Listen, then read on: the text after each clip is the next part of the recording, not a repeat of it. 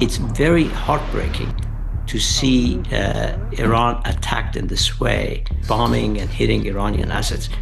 Is a terrible mistake. Iranians are going to find prices rising very fast and a lot of unhappiness. Iranians run the risk of serious shortages. Depending on how long this war lasts, it could reshape the economy in such drastic ways that it will not be recognizable.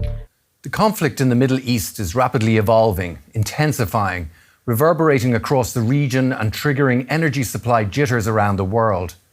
Iran-born Djavad Salehi-Isfahani is one of the leading scholars on the economics of Iran and the broader Middle East.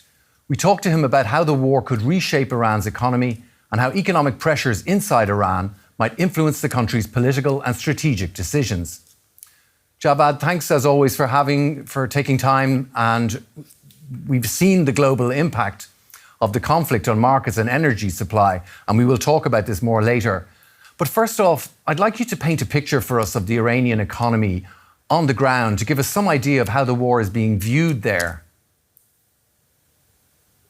Well, let's start with what the economy was like before the war, because the war is going to be mainly destruction, because it's an aerial combat. There's a lot of facilities, maybe infrastructure that can be bombarded and destroyed. And depending on how long this war lasts, it could reshape the economy in such drastic ways that it will not be recognizable. But before the war started, it was an economy under sanctions. Since 2011, there had been very harsh sanctions that prevented Iran from exporting oil and getting the money for it. It also prevented Iranians from selling other stuff on the global market to replace oil exports. Despite all that, Iran's economy had become fairly complex and diversified, very different from its neighbors to the south of the Persian Gulf. Iran has a very significant agricultural sector, although because of its very close integration into the global economy, wherever it thought it was advantageous to buy something, even for, say, its chicken farms, it would buy it from outside rather than try to procure secure supplies from internally. As a result, Iran finds itself in a very vulnerable position to what is now effectively a blockade of Iran's economy. So we've moved from sanctions a couple of weeks ago now to a de facto blockade, so even ships can't come and go. I would say Iran didn't quite prepare for this. If it really had meant, if it had been serious about its death to America and death to Israel, and these are, nuclear powers, and they've demonstrated that they can create troubles elsewhere in the world, it would have at least tried to create a more resistant economy. There was a lot of talk of economic resistance. Ayatollah Khamenei, who's killed at the beginning of this war, he made this phrase, resistance economy, very prevalent in Iran. And he constantly told his ministers, presidents, that we need to make the economy resistant to sanctions, but not even resistance to a blockade. So in some sense, there is inconsistency over time that puts Iran now in a vulnerable position. Even its industrial output is very vulnerable to this blockade, because although Iran produces a vast variety of manufacturing products, in every factory there's a little piece that is imported from elsewhere. Until the war started, China, which was the main trading partner of Iran, because it was the only country that would buy oil from Iran and offer Iran goods in return. And it has a good selection of products to non-agricultural products for Iran to select from. I don't know what is the situation with trade with China in the last few days, but watching the mayhem in the Persian Gulf, I'm sure those supplies are cut. So Iranians run the risk of serious shortages, not now, not next week, but down the line. You'll have shortages of food. And in Iran, shortages often show themselves in terms of rising prices. Unlike some other countries that ration goods, Iranians are going to find prices rising very fast and a lot of unhappiness. So Iran's top 5 export countries are China, Turkey, India, Pakistan and Armenia. What role do you think that they will play in the conflict going forward? Well, I should start by saying the countries that have borders with Iran are in a position to help and evade the blockade. So Pakistan, for example, even Iraq, Turkmenistan, all these countries that Iran is in a way lucky to have, like 15 countries with borders, goods can flow in. So Pakistan in particular is important because it's an agricultural exporter. India is too, and Iran can connect to the supply sources in India and Pakistan through land. Even with China, there's now a railroad connection to China. So some of that trade can come through, but it's not going to be the same as the much lower cost shipping that used to be in place. China is a very interesting case because in Iran, some people thought it was Iran's main partner, not just in trade, but also in security. And it has been kind of quiet. Iran values its independence, so they are very careful to always say, we're going to fight the war on our own, we're not going to depend on Russians or the Chinese for security.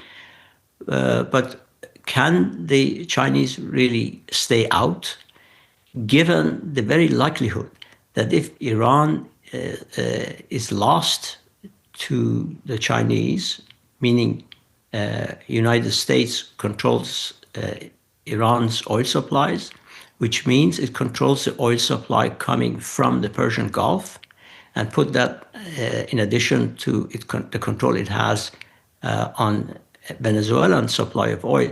China should be very worried to be facing so much of its potential oil supplies under the control of the U.S. Not that there will be war there, but it will change the terms of negotiations between China and the United States. So you would think that they would be very careful, they would be looking for ways to help Iran, but I have not seen much evidence of that, although I'm not, that's not my expertise to be analyzing China-Iran relations, but it is a missing link at this point.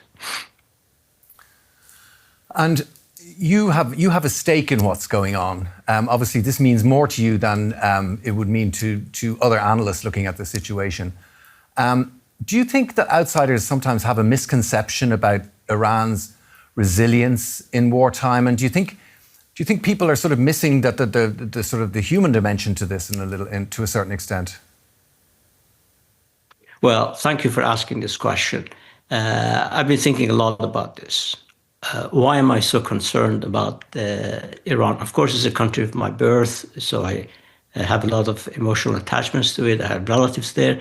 But I also realize, as a development economist who has been working on Iran, trying to argue for policies that will benefit average Iranians, it's very heartbreaking to see Iran attacked in this way, as if it's a rebel to begin with. And there was a lot of propaganda that says the Islamic Republic has ruined the country, there's not much left of it, and the kind of parallels to Iraq, where United States was expecting people with flowers and welcoming them. I think the US may have underestimated the conditions that ordinary Iranians had. Ordinary Iranians had serious demands on their government, some of which was met, like removing the forced hijab policies that was effectively removed 2 years ago or 3 years ago. But other than that, 100% of them have access to electricity, to clean water. About 90% have natural gas piped into their homes. There's a lot of amenities that typical developing countries lack.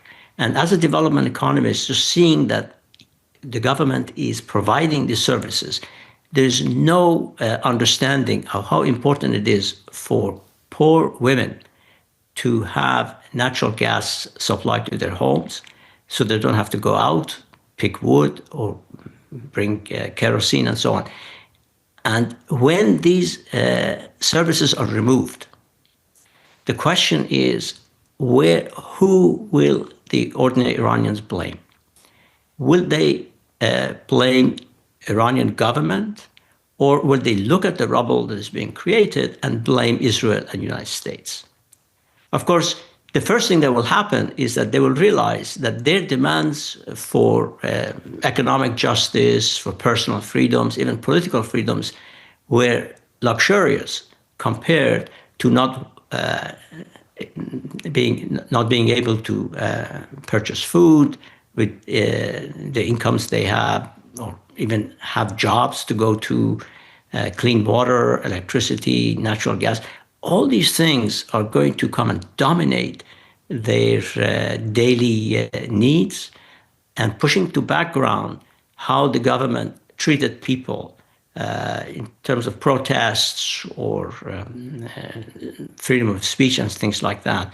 And I think we're going to deal with a situation that we are quite unfamiliar with. And personally, listening to US leaders, especially the very emotional Pete Hegseth, the Secretary of War, there doesn't seem to be that kind of a nuanced subtlety about understanding Iran and thinking of the few weeks from now. So in many ways, it's kind of having the opposite effect from what we're being led to believe, that the idea that of Iranians rising up against the Islamic Republic, but it's actually, in some ways, because the situation economically wasn't as bad, that people are more sort of prepared to, that it may actually turn them against what's happening. You've argued before that sanctions and economic pressure often harm ordinary Iranians more than the government.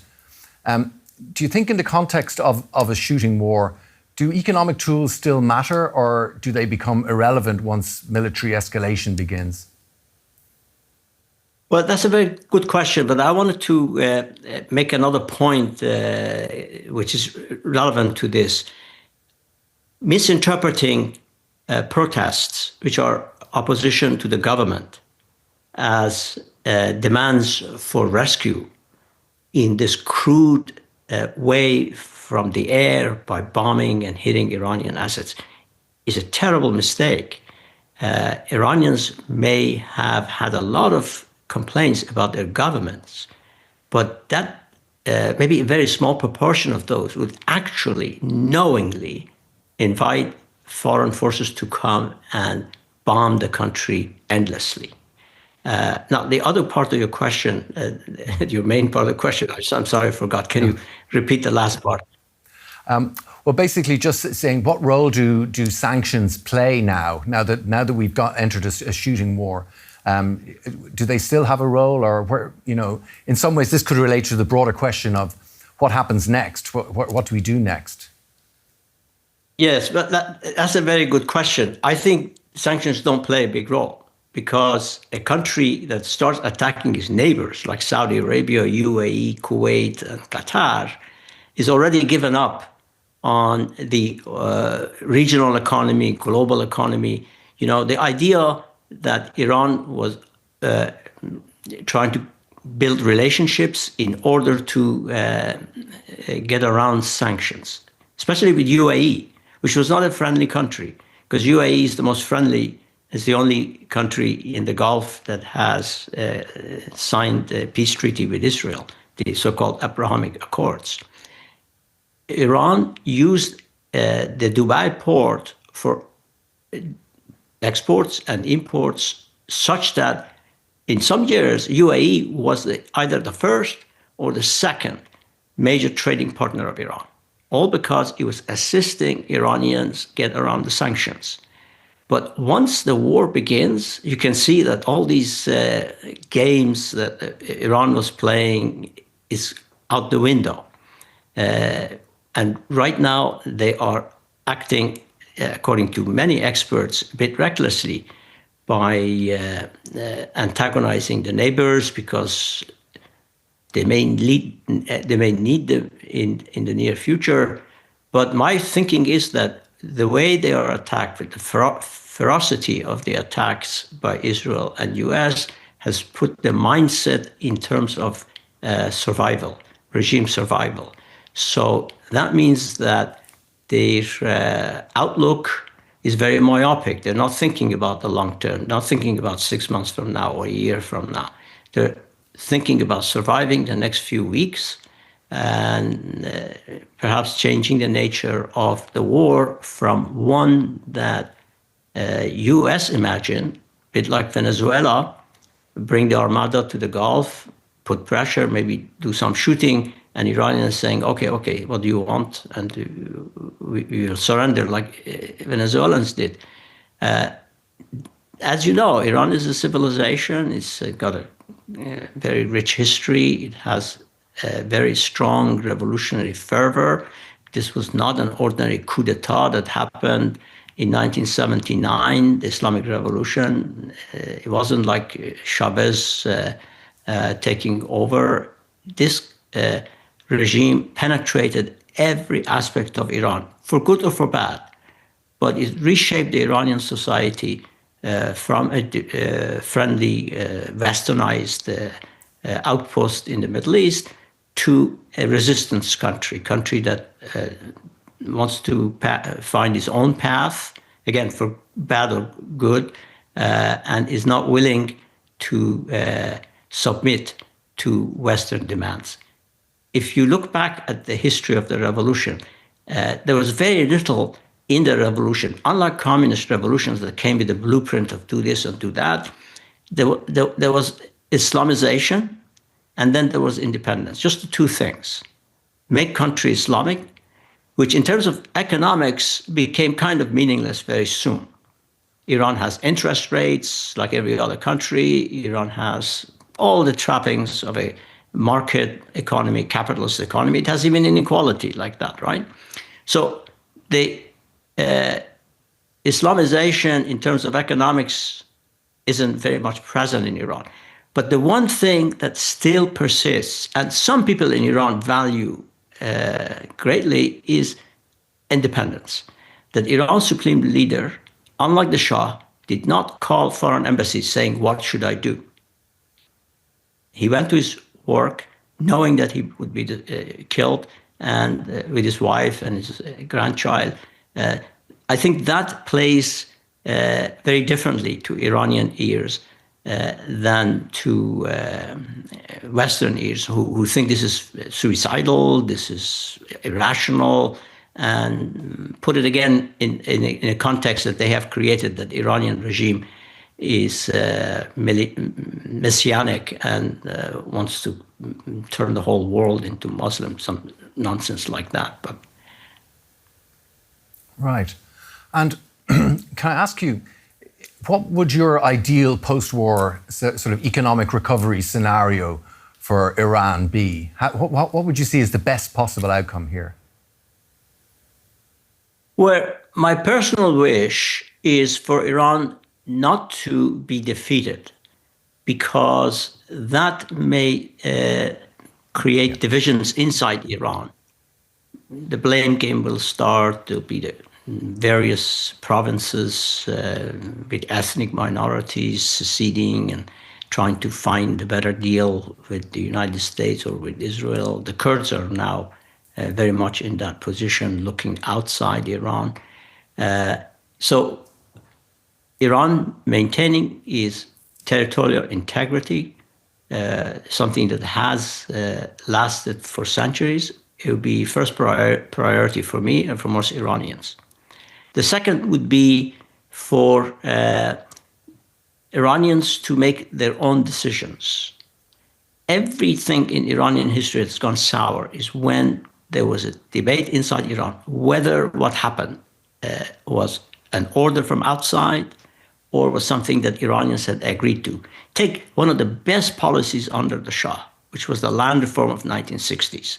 It gave land titles to millions of peasants and later allowed them to become urban, to become educated, and so on. If you look back, you will see that that was an unequivocal good social reform.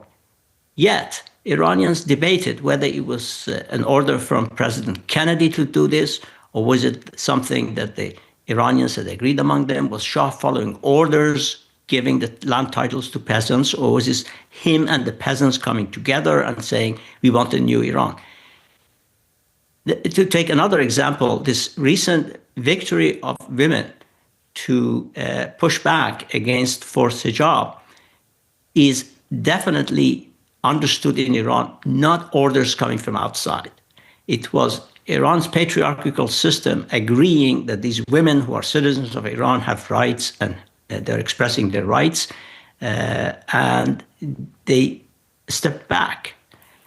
So if you contrast these two big reforms, and I would just pick these two big reforms in the past 50 years in Iran, the land reform and women's ability to have women having autonomy over how they want to dress and so on, as one that fell into this big doubt whether it was ordered by foreigners, by superpowers, America, or was it something that Iranians had agreed to?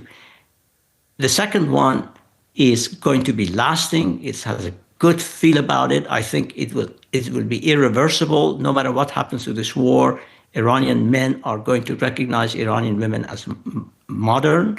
I have a friend who years ago, when I said, when is this forced hijab going to stop?